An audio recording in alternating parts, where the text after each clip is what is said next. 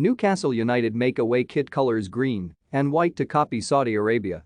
Newcastle United will wear a new away kit almost identical to the strip worn by the Saudi Arabian national team in the 2022-23 season.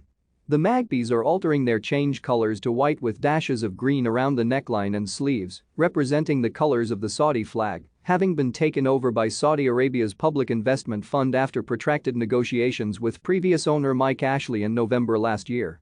The takeover has been criticized since its completion for being an example of alleged sportswashing, the effect whereby an anti-democratic state launders its image and reputation on the international stage using the success of a sporting brand it owns. Manchester City and Paris Saint-Germain face regular criticism on the matter, with those clubs being owned by investment vehicles closely linked to the governments of the United Arab Emirates and Qatar respectively. When the deal was concluded, the Premier League said it had received legally binding assurances that the Kingdom of Saudi Arabia will not control Newcastle United Football Club. The controversial new kit design appears to prove that statement wrong, if anybody were still in doubt, and will likely strengthen the relationship between the Northeast club and the Saudi state.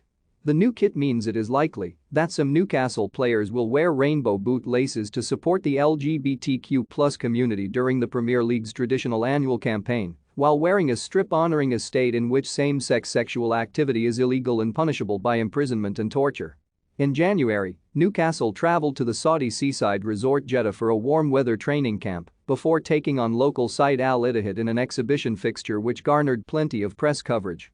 Jurgen Klopp confirms major Liverpool blow for FA Cup final against Chelsea no-brainer. Erik ten Hag names Man United target as talent of the year. Ian Wright claims Arsenal star was terrified during Tottenham defeats Saudi Arabia is an absolute monarchy with no democratic elections and which oppresses its own people in various forms.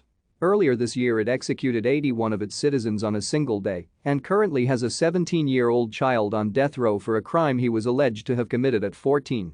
If the country continues at its current pace, it will execute over 500 of its own people in 2022 alone.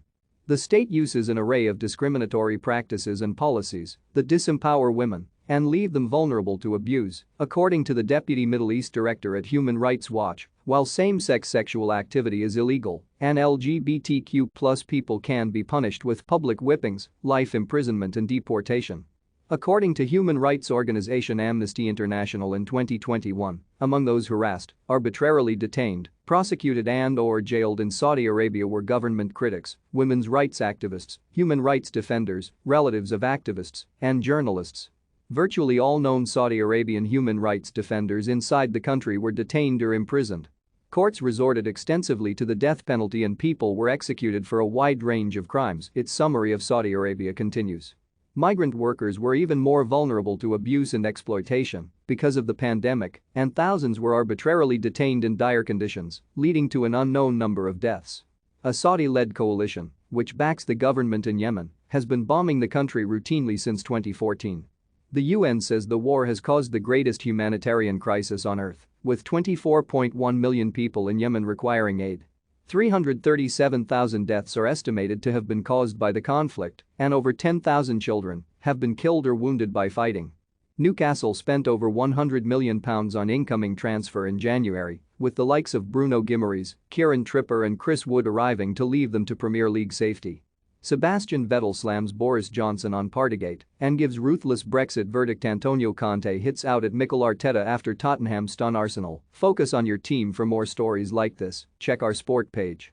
Follow Metro Sport for the latest news on Facebook, Twitter and Instagram.